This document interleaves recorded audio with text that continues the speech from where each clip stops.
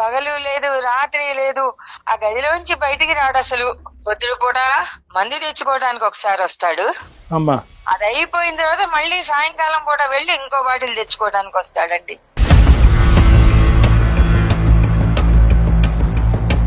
తలుపు తీసేప్పటికి గుండె జల్లు మంది.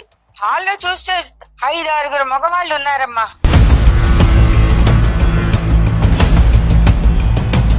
దేనిపోని వగలబోతూ ప్రేమ వలకపోస్తూ అసలు అక్కడ ఉండకుండా గదిలోకి లాక్కుపోతుందిటండి.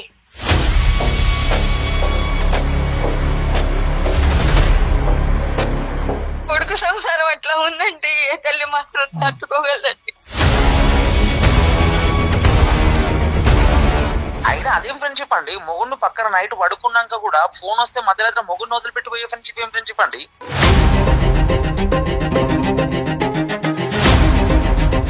ఆ ప్రెగ్నెంట్ నా కారణంగా వచ్చిందేనా లేకపోతే ఇంకేదన్నా అని నేను అడిగాను. అదేం పిచ్చి ప్రశ్న నువ్వు?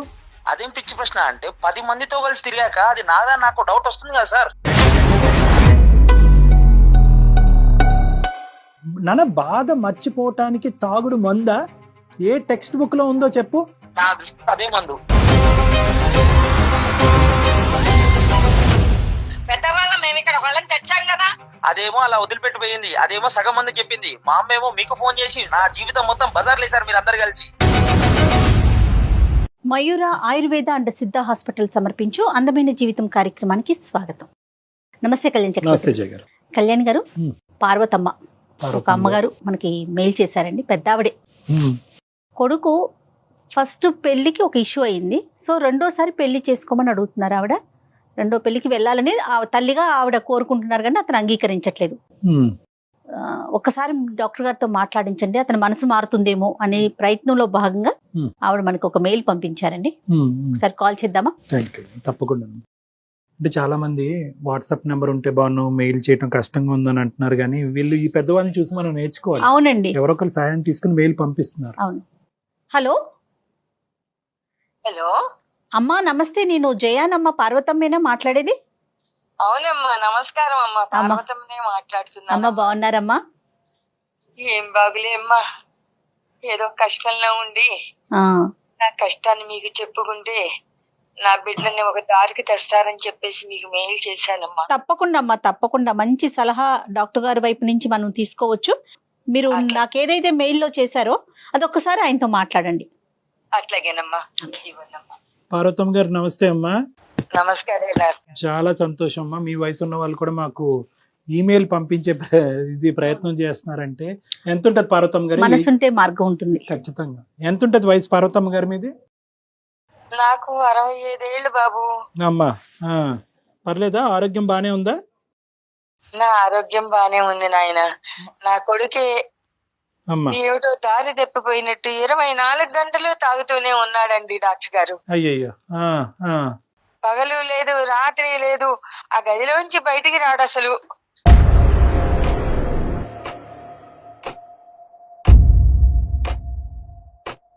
ఎప్పుడు చూసినా తాగుడే. 2 సార్లు బయటకు వస్తాడండి. పొద్దుడు కూడా మందు తెచ్చుకోవడానికి ఒకసారి వస్తాడు. అది అయిపోయిన తర్వాత మళ్ళీ సాయంకాలం పూట వెళ్ళి ఇంకో బాటిల్ తెచ్చుకోవడానికి వస్తాడండి.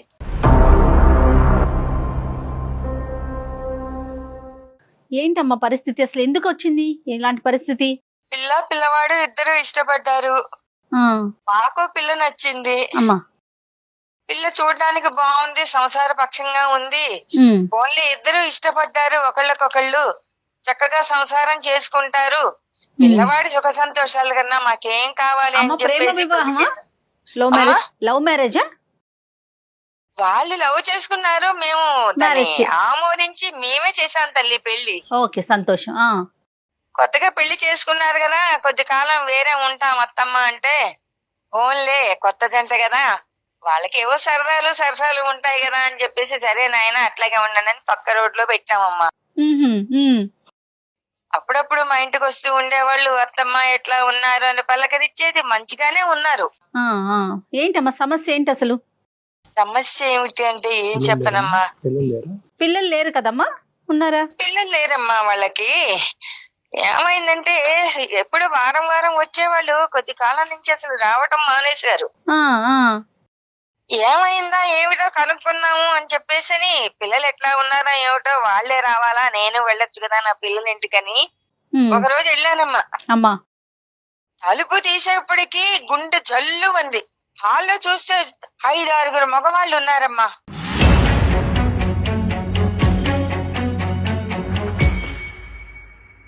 మధ్యలో బాటిల్స్, అందరూ కూర్చుని నవ్వుకుంటూ కబుర్లు చెప్పుకుంటూ మందు కొడుతున్నారమ్మా.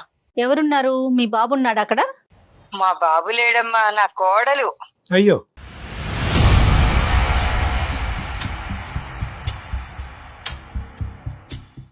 ఒక్కసారిగా ఉలిక్కిపడి చూసి నన్ను చూసి తలుపు కొట్టి రావాలని తెలియదా అని చెప్పేసి ఒక్కసారి నా మీద విరుచుకు పడిందమ్మా.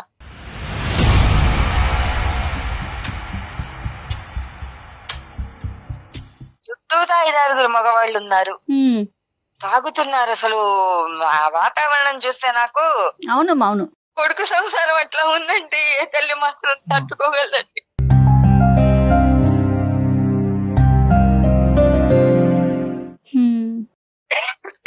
బాధపడకండి అమ్మా, బాధపడకండి, మీరు పెద్దవారు. గుండె చెదిరిపోయిందండి.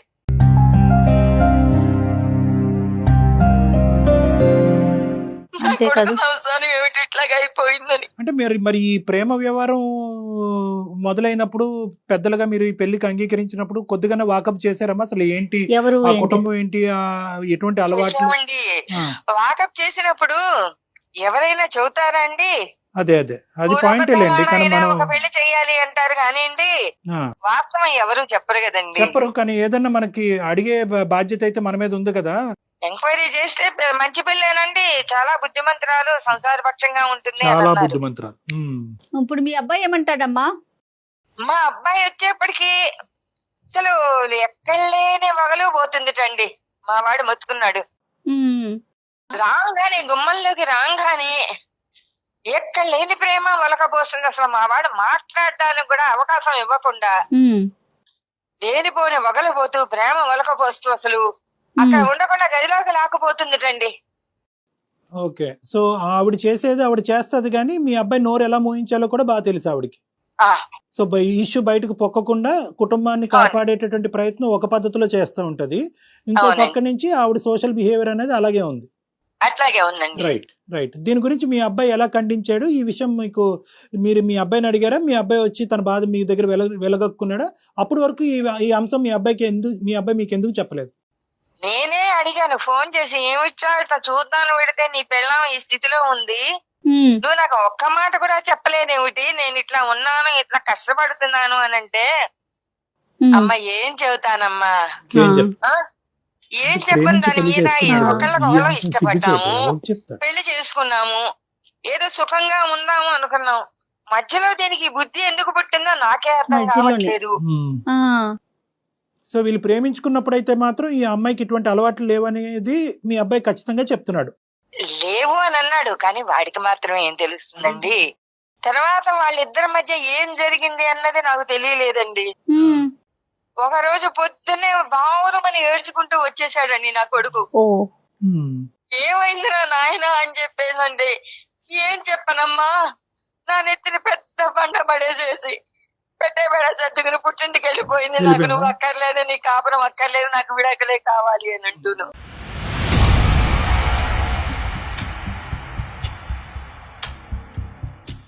సరే నా కొడుకు కూడా పిచ్చి వెధవల్లే మారిపోయాడమ్మా.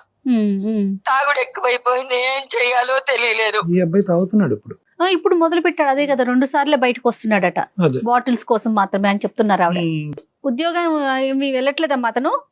పూర్తిగా మానేశాడండి, అసలు వీధి ముఖమే చూడట్లేదు. చుట్టాలిళ్లలో పెళ్లిళ్ళు పేరెంటాలు అయినా కూడా నేను రాను, నువ్వు పో, నేను బయట మొహం చూపించలేను అని చెప్పేసి అంటున్నాడు.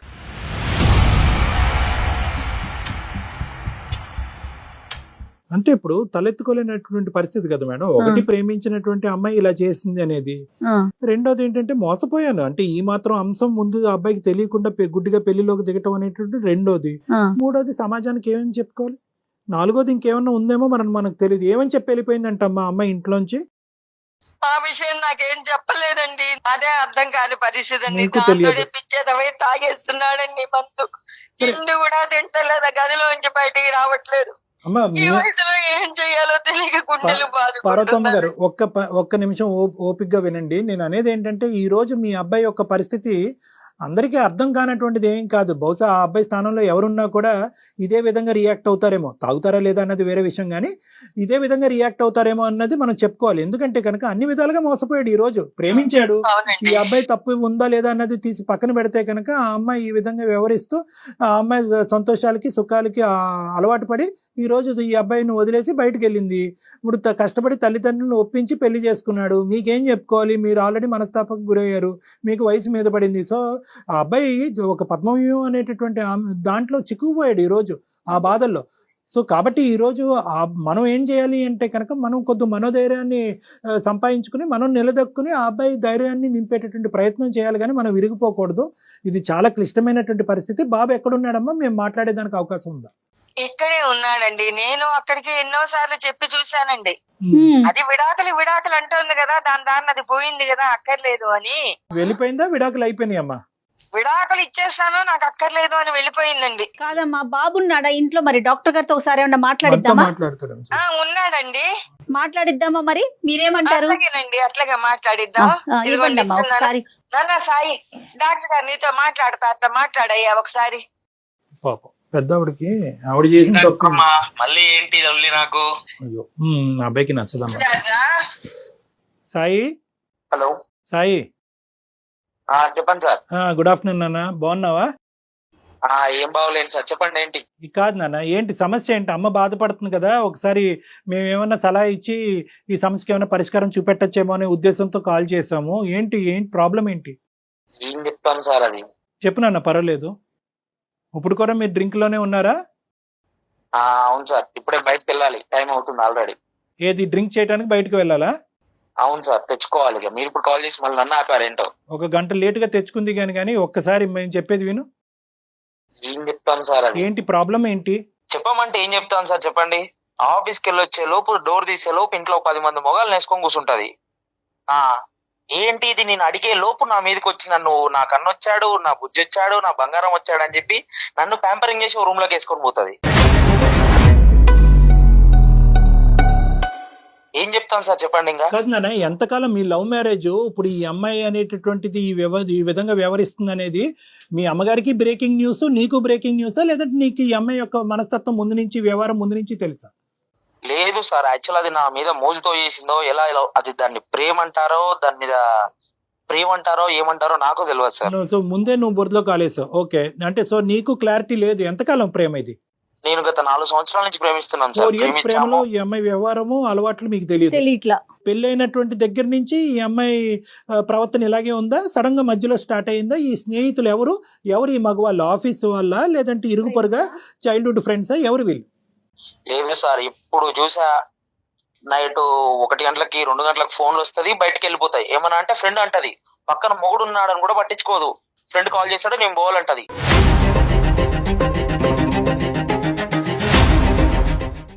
మేము ఉండేది మోతీ నగర్ నుంచి అది ఉండే మాదాపూర్ వరకు వెళ్తుందండి. ఏమనంటే నైట్ మధ్యరాత్రి 1 గంటలకు వేస్తుంది, నా ఫ్రెండ్ కాల్ చేస్తాడు, నేను పోతున్నా అని చెప్పేసి పోతుంది. ఏం ఫ్రెండ్షిప్ అండి? ఫ్రెండ్షిప్ తగలబడ అర్ధరాత్రిలోను పగలు రాత్రి తాగటం, అదే ఆ ఫ్రెండ్షిప్? ఒక ఆడపిల్ల మగ పిల్లలతో కలిసి నువ్వు అమ్మాయిని ఏం ప్రశ్నించావు? నువ్వు మొగుడు, వాళ్ళ ఫ్రెండ్స్ కి మొగుడు తేడా తెలియదు అంటే ఏమని చెప్తామండి? ఓకే, ఫ్రెండ్స్ కి మొగుడికి తేడా తెలుసుకోవాలి. Okay, good. తర్వాత అయినా అదేం ఫ్రెండ్షిప్ అండి? మొగుడిని పక్కన నైట్ పడుకున్నాక కూడా ఫోన్ వస్తే మధ్యరాత్రి మొగుడిని వదిలిపెట్టి పోయే ఫ్రెండ్షిప్ ఏం ఫ్రెండ్షిప్ అండి?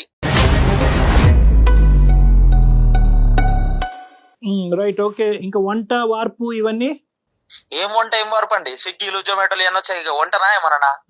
అది కూడా ఇదే. ఓకే, బాక్స్ పెట్టవే అంటే నేను ఆర్డర్ పెడతా, నువ్వు పో అంటది. రైట్, అది కూడా టేక్ అవే. అన్ని టేక్ అవే మీ ఇంట్లో.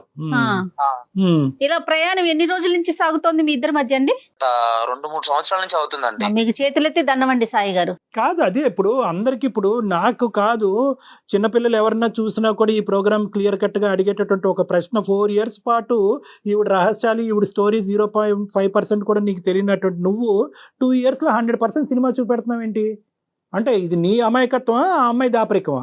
నేను అడిగానండి, నీకు ఇలా ఎంతమంది ఫ్రెండ్స్ ఉన్నారంటే, అంటే ఏంటి ఫ్రెండ్స్ ఉన్నారా నాకు అని చెప్పేసి మాట్లాడింది. కాదు, పెళ్లికి ముందు వ్యవహారం ఏంటి? పెళ్లికి ముందు ఏముందండి, తిరిగాము, హోటల్కి వెళ్ళాము, చేసేది తెలిస్తేనే చేస్తేనే కదా ప్రేమ అంటారు. అది కాదు, అప్పుడు కూడా ఈ ఫ్రెండ్స్ ఉండేవారా? అప్పుడు ఆ ఫ్రెండ్స్ ని సమర్థించావా? నీకు తెలుసా తెలియదా? అసలు తెలుసా మీకు?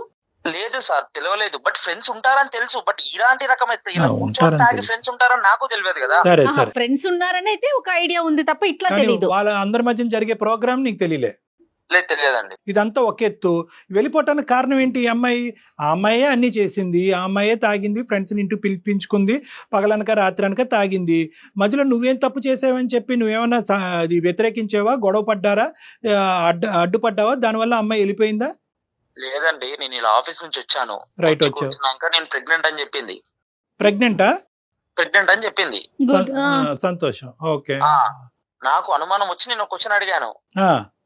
ఆ ప్రెగ్నెంట్ నా కారణంగా వచ్చిందేనా లేకపోతే ఇంకేదన్నా నేను అడిగాను. అదేం పిచ్చి ప్రశ్న నువ్వు? అదేం పిచ్చి ప్రశ్న అంటే 10 మందితో కలిసి తిరిగాక అది నాదా నాకు డౌట్ వస్తుంది కదా సార్.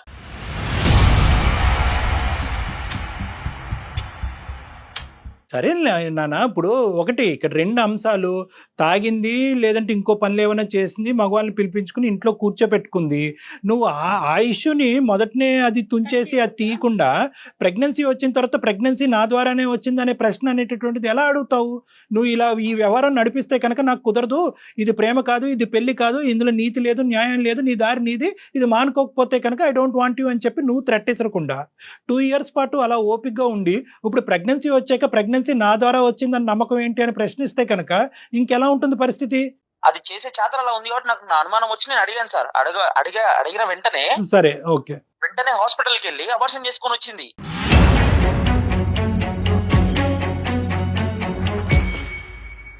అబార్షన్ చేసుకొని వచ్చి నీకు నువ్వు అవసరం లేదు, నేను వెళ్ళిపోతాను, మా పుట్టింటికి వెళ్ళిపోతాను అని చెప్పేసి పోయింది.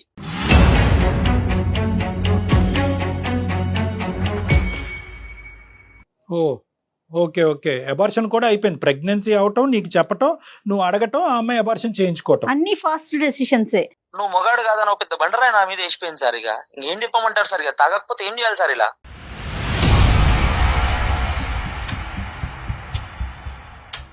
Right, okay. అబార్షన్ అయితే చేయించుకుంది, నువ్వైతే మగాడు కాదు అనేటటువంటి అబాండం నీ నెత్తి మీద వేసింది. తర్వాత ఏమైందన్న? వెళ్ళిపోయింది సార్, అంతే. ఇంకా వెళ్ళిపోయి ఎంతకాలం అయింది? వెళ్ళిపోయి ఒక 2 నెలలు అవుతుందండి. 2 months అయ్యింది. ఎప్పుడు మీ పేరెంట్స్ కి ఎప్పుడు చెప్పావు ఇదంతా కూడా, ఈ గొడవ అంతా అవుతుంది, ఈ అమ్మాయి నీ మీద ఇటువంటి అబాండం వేసింది? తాగేటటువంటి అంశం పార్వతమ్మ గారికి తెలుసు అంటే ఆవిడ తలుపు కొట్టి వచ్చేటప్పటికి ఆవిడకి దెమ్మ తిరిగే సీన్ కనిపించింది. నువ్వు అసలు నువ్వు మగాడు కాదు అనేటటువంటి అబాండం నీ మీద వేసింది అనేది ఆ సబ్జెక్ట్ ఎప్పుడు చెప్పావు మీ అమ్మగారికి? చెప్పేదేముందండి, అదేమన్నా సాధించామా చెప్పుకోవడానికి? అలా బాధ మర్చిపోవడానికి రోజు తాగుతున్నా. సరే, 2 months అయ్యింది, విడాకులకి అప్లై చేశారా ఆవిడ? అది ఏమన్నా చేసుకుంది సార్, మనకు అనవసరం. ఇంకా నాకు పెళ్లి వద్దు, ఏమొద్దు, ఇలాగే తాగుతూ ఉంటా అంతే.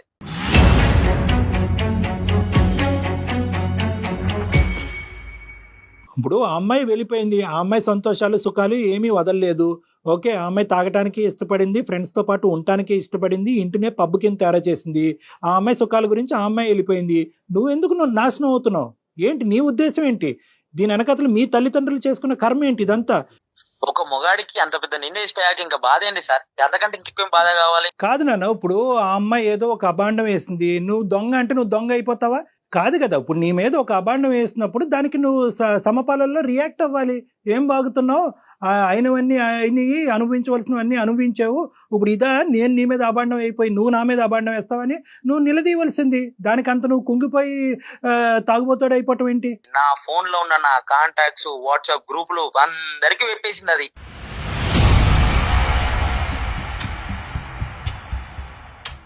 అందరికి మెసేజ్ పంపించిందా? అందరికి మెసేజ్ పంపించింది. ఇంటి పక్కన, ఇంటి ఎదురుగా అందరికి, బజార్లో అందరికి చెప్పేసిపోయింది, నా మొగుడు కాదు, పోతున్నాను. సార్, పెద్దవాడికి తెలియదు పాపం.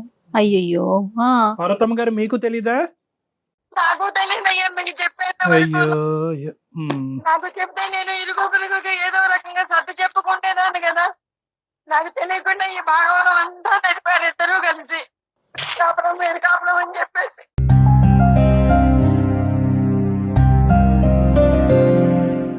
ఈ విషయం నాకు ముందు చెబితే నా చుట్టాల వాళ్ళందరికీ నేను చెప్పుకుంటేదాన్ని కదా. సాయి ఒక్కటి నాన్న ఇక్కడ ఇప్పుడు అబాండం వేసి 1000 మందికి చెప్పని 1,00,000 మందికి చెప్పని ఎంతమందికన్నా చెప్పని at the end of the day నిజమే. ఆ నిజం ఏంటి అనేది నువ్వెవరు అన్నది నీకంటే బాగా ప్రపంచాన్ని ఎవరికి తెలియక్కర్లేదు. ఓకే, ఇది నెంబర్ 1. నెంబర్ 2 ఏంటంటే కనుక సర్వసహజంగా ఈ మాట మనం ఎక్కువ వింటున్నాం. విడాకులు తీసుకుని గొడవ పడేటటువంటి భార్యాభర్తల్లో అటువైపు స్త్రీ ప్రధానంగా నిందేసేది ఏంటంటే కనుక నేను వెళ్ళిపోతున్నానండి మా ఆయన దగ్గర నుంచి, మా ఆయనకు మగతనం లేదు. ఇది చాలా కామన్గా వినిపిస్తుంది. ఇది అందరికీ తెలిసినటువంటి సీక్రెట్. సో కాబట్టి ఏంటంటే అక్కడ ఆ అమ్మాయి ఏదో నా మీద పెద్ద ముద్ర వేసింది కాబట్టి నేను తలదించుకుని ఇలా తాగుతూ నా జీవితాన్ని ఈ విధంగా నాశనం చేసుకోవాలనేటటువంటి ఉద్దేశం దయచేసి నా కోరిక మేరకు ప్లీజ్ అది తీసేసే. నీ గురించి బతికి నీ ప్రేమ గురించి బతికేటటువంటి నీ తల్లిదండ్రులు నీతో పాటు ఉన్నారు, కాసేపు వాళ్ళ గురించి ఆలోచించు. నేను అనేది ఏంటంటే ఈరోజు దేని గురించి బాధపడతాం? ఒకటి, మొత్తం అంతా కూడా మొదటి నుంచి నీ ప్రయాణం అంతా కూడా గజిబిజి, అంత నీ ప్రయాణం నీ ప్రేమ గజిబిజి, అందులో ఎటువంటి అర్థం లేదు. ఎందుకు ప్రేమించుకున్నారో తెలీదు. ఈ సీక్రెట్లన్నీ తెలిసి కూడా అంటే తెలుసు నీకు ఆ అమ్మాయి అబ్బాయిలతో వెళ్తుంది, రాత్రనక పగలనక వెళ్తుంది, స్నేహితులు ఉన్నారు, నువ్వు వాకప్ చేయలేదు. ప్రేమ ప్రేమ ప్రేమ అనేటటువంటి మత్తులో 1 అడుగు ముందుకేసి 10 అడుగులు ముందుకేసి నువ్వు పెళ్లి చేసుకున్నావు. ఇది నెంబర్ 1. నెంబర్ 2, ఇటువంటి వ్యవహారం నడుస్తున్నప్పుడు నీకు అంత అనుభవం ఆలోచన లేనప్పుడు నువ్వు చేయవలసినటువంటిది ఏంటి? ఐదర్ వాళ్ళ పేరెంట్స్ కన్నా చెప్పాలి, లేదంటే మీ పేరెంట్స్ కన్నా చెప్పాలి. అది కూడా చెప్పలేదు. సడన్గా మీ అమ్మగారు చూశారు కాబట్టి ఈరోజు ఆవిడకి ఆ మాత్రం అన్నా తెలుసు, మాకు ఈమెయిల్ చేసి ఏమండి మా అబ్బాయి పరిస్థితి ఇలా ఉందని చెప్పి ఆవిడ కనిపించింది. ఇది వాస్తవానికి ఆవిడకి కనిపించిన నిజం కూడా 10%. అబార్షన్ అనేటటువంటి అంశం తెలీదు, నీ మీద ఇంత అబాండం వేస్తుంది అనేటటువంటి అంశం కూడా వాళ్ళకి తెలీదు. మరి అందరికీ మెసేజ్లు పంపించినటువంటి అమ్మాయి ఈరోజు మీ అమ్మ నాన్నకు కూడా ఎందుకు మెసేజ్ పంపించలేదు? లేదంటే మెసేజ్ పంపించింది వాళ్ళు చూసుకోలేదా? సో ఇలాంటి రకరకాల ప్రశ్నలు మీ మొత్తం ప్రయాణంలో ఉన్నాయి. అబాండం వేయకుండా ఇక్కడి నుంచి బయటకు వెళ్ళలేదు. ఎందుకంటే మీరు తిరిగి ఆ అమ్మాయి మీద ఇలా తాగి ఈ విధంగా అలవాట్లకు బానిసైనటువంటి వ్యక్తి ఈ విధంగా బయటకు వెళ్ళిపోయింది, ప్రెగ్నెన్సీ వచ్చి అబార్షన్ చేసుకుంది అనేటటువంటి అబాండం ఆ అమ్మాయి మీద పడుతుంది. కాబట్టి ముందొచ్చి ఆ అమ్మాయి ఏం చేసిందంటే నీ మీదే అబాండం వేసి బయటకు వెళ్ళింది. అసలు నేను చెప్పేది కూడా వినండి అయ్యా. చెప్పండి అమ్మా. అమ్మాయి అన్ని కూడాను జాగ్రత్తలు పడుతూ వీడు బాగా సంపాదిస్తున్నాడని చెప్పేసి వీడి సంపాదనకు ఆశపడి చేసుకుందని ఇప్పుడు నాకు అనిపిస్తోంది అమ్మా. ఎందుకంటే ఆ అమ్మాయి మధ్య తరగతి కన్నా కూడా కొంచెం తక్కువ క్లాసు, ఆదాయం తక్కువ. మా అబ్బాయి చూస్తేనా నెలకు వచ్చేప్పటికి 60-70 వేలు సంపాదిస్తున్నాడు. ఏదో రకంగా జాబ్ చేసి వీడిని మోసం చేసి ప్రేమ అనేటువంటి ముసుగేసి పెళ్లి చేసుకుందాం. అక్కడ వరకు నిజమే పార్వతమ్మ గారు, అక్కడ వరకు నిజమే. అది నేను కాదు కదా, ఎవరైనా నమ్ముతారు. కానీ ముంచి పారేసింది. అవును, కరెక్టే. ఇప్పుడు నేనేమంటున్నానంటే 2 ఇయర్స్ ప్రయాణంలో ఈ అమ్మాయి ఇతను డబ్బులకే ఆశపడుతూ ఈ విధంగా వ్యవహరిస్తుందంటే ఏ మగాడు గాని ఊరుకుంటాడమ్మా? ఎందుకు ఊరుకోవాలి? మీ అబ్బాయి నీతో పాటు ఉండను అనేటటువంటి అంశాన్ని మీ అబ్బాయి ఎందుకు పరిగణలోకి తీసుకురాలేదు? వాడి అతి మంచితనమే వాడిని ఈ రోజున ఈ స్థితికి తీసుకొచ్చిందమ్మా. అంటే తప్పులు చేస్తుంది ఆ అమ్మాయి అయినా కూడా తప్పులు బయట పెట్టి దీన్ని సరిదిద్దేటటువంటి ప్రయత్నం నువ్వు ముందుగానే చేస్తుంటే కనుక వ్యవహారం ఇంకో విధంగా ఉండేదేమో నాకు అనిపిస్తుంది. ఇంకా ఫర్దర్గా తప్పు చేసుకోవద్దు, నీ జీవితాన్ని పాడు చేసుకోవద్దు. ఇప్పుడు నువ్వు నాకు చెప్పవలసింది ముఖ్యమైనటువంటి అంశం, నువ్వు ఎందుకు తాగుతున్నావు? ఈ అమ్మాయి పరువు తీసిందని తాగుతున్నావా, లేదంటే నీ జీవితం పాడైపోయిందని తాగుతున్నావా? ఎందుకు తాగుతున్నావు? ఆ తాగుడికి నువ్వెందుకు బానిస అయ్యావు? ఆ అమ్మాయి తాగుతూనే ఆ విధంగా ఒళ్ళు జలధరింపు వచ్చేటటువంటి విధంగా ఉండే నువ్వు ఈ రోజు నువ్వెందుకు ఆ తాగుడికి బానిస అయ్యావు? నాన్న, బాధ మర్చిపోవటానికి తాగుడు మందా? ఏ టెక్స్ట్ బుక్ లో ఉందో చెప్పు. అదే మందు. నువ్వు మర్చిపోవటానికి తాగటం అనేటటువంటిది ఒక మందుగా పరిగణిద్దాము. నీ లివర్ కిడ్నీ పాడయ్యి రేపొద్దున చచ్చిపోతే హాస్పిటల్ పాలైతే అక్కర్లేదా? ఒక భార్య వెళ్ళిపోయిందని చెప్పి ఒక కొడుకు లేనటువంటి సిచ్యువేషన్ తీసుకొస్తావా మీ తల్లిదండ్రులకి? ఇదేనా న్యాయం? దీని గురించేనా నీ తల్లిదండ్రులు నిన్ను పెంచి ఈ స్థాయి వరకు తీసుకొచ్చారు? అందుకని చెప్పి నేను మా ఇంట్లో కూడా చెప్పలేదు, నేను సొసైటీకి కూడా ఏం చెప్పదలుచుకోలేదు. తాగాలి, ఇంట్లో ఉండాలండి, అంతే.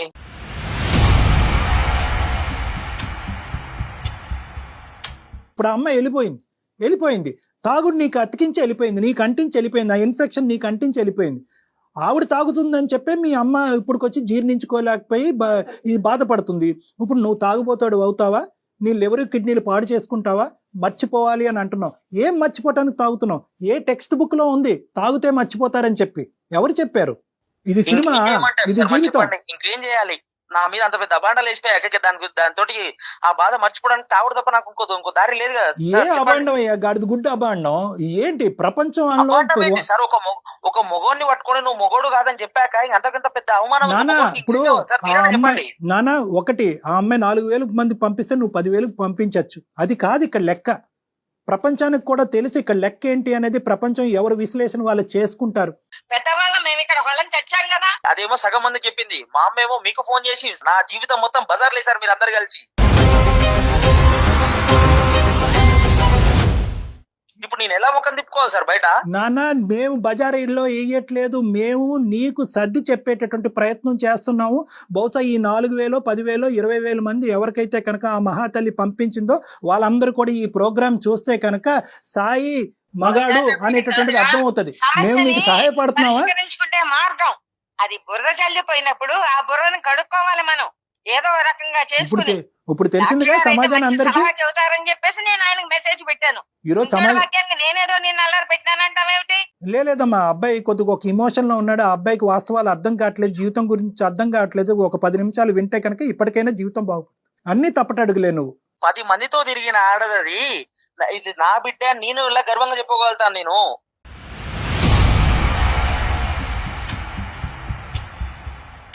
సరేనన్నా, ఇప్పుడు ఆ అమ్మాయి నీ కళ్ళెదురుగుంటానే లేదు, ఆ అమ్మాయి ఎక్కడికో పోయింది. ఇప్పుడు నువ్వు తాగి నీ జీవితాన్ని పాడు చేసుకోవటం వెనకతలు ఉన్న అర్థం ఏంటి? నాకు ఆ బాధ మర్చిపోవడానికి నాకు అది మంచిది అనిపించింది సార్. అందుకని ఉద్యోగం మానేసి పగలు రాత్రి అని తేడా లేకుండా తాగితే సమస్యకి పరిష్కారం దొరుకుతుందా? ఆఫీస్కి ఎలా వెళ్తాము, బయటకి ఎలా తిరుగుతాం చెప్పండి? నువ్వు తాగి పిచ్చోడు అయిపోవటం అనేటటువంటిది ఆ అమ్మాయి ఎగిరి గంతేసి పండగ చేసుకుంటుంది.